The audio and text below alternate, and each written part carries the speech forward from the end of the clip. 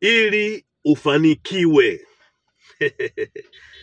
Ili vitu vyako viwe successful,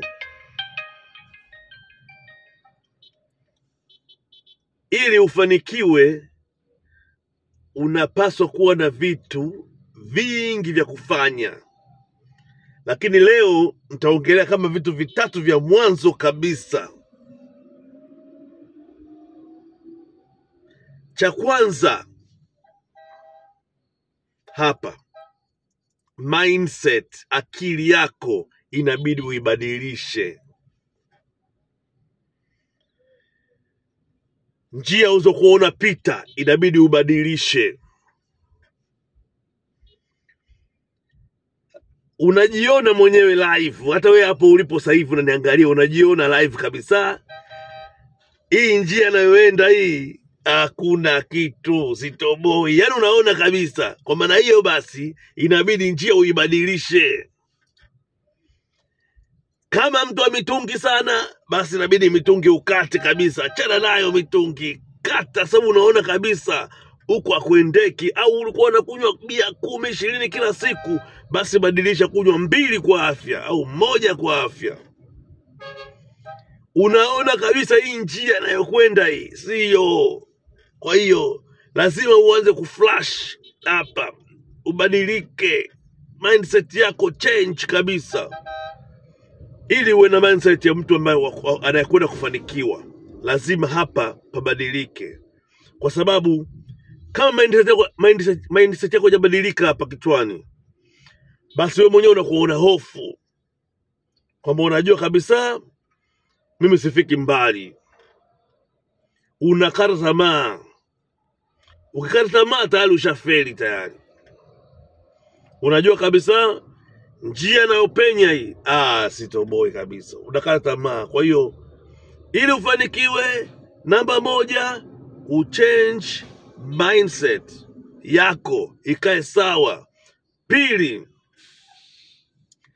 lazima uset goals. Set goals zako. Nisemaje kwa Kiswahili? Weka mikakati yako kwamba nataka nifanye 1, 2, 3 ili nifike pale.